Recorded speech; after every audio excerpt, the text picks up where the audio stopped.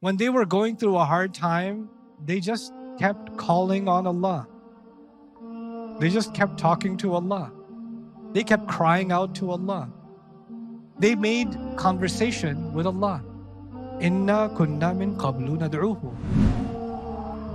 Inna kunna min qablu nad'uhu. And before even that, so Allah protected us from the punishment of hell. And we used to be worried about our families. But even much before we were even worried about our families, notice the min qablu this time. There's an extra min. In the previous ayah, 2 ayahs ago, there was qablu without min. But now there's min qablu, which means even before then, and even since the beginning, we were doing something. Nad'uhu. We just kept calling Allah. And this is a summary of their remembrance of their entire life. All these people in Jannah, from all these different centuries, all these different continents, all these different languages, and they all have one thing in common. When they were going through a hard time, they just kept calling on Allah. They just kept talking to Allah. They kept crying out to Allah. They made conversation with Allah. Inna kunna min qablu nad'uhu.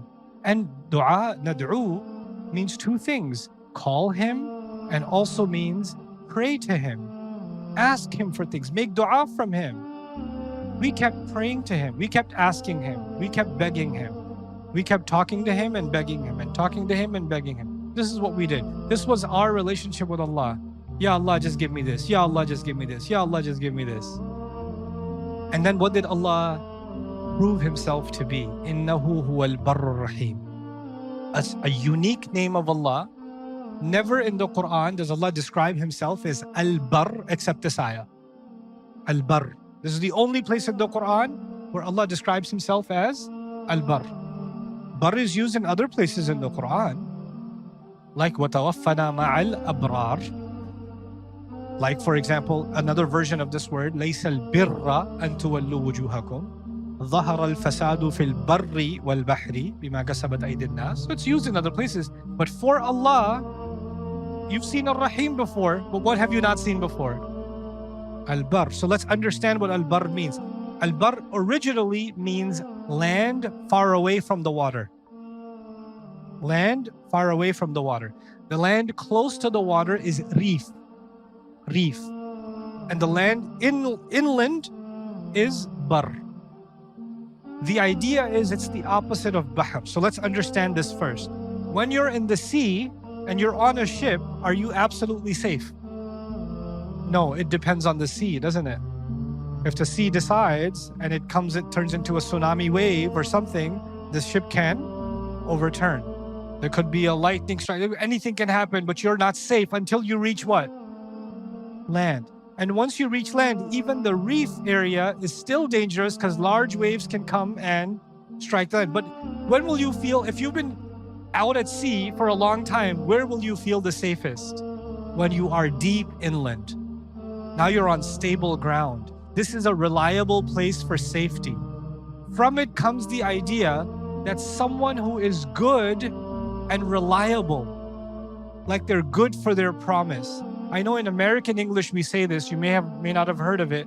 You say, hey, can I borrow $20? I'm good for it. I'm barr for it. Meaning I'm reliable, I'll pay it back. Allah is good for His promise, is one of the main implications of the ayah here. In other words, barr actually means good, but good in what sense? Good in being reliable. God is good, God is reliable. We used to call Him and pray to Him and pray to Him and because He is the ultimate one that is good for promises. He fulfills His promise. When He promised something, إِنَّكَ لَا تُخْلِفُ الْمِيعَادِ, you don't break the promise.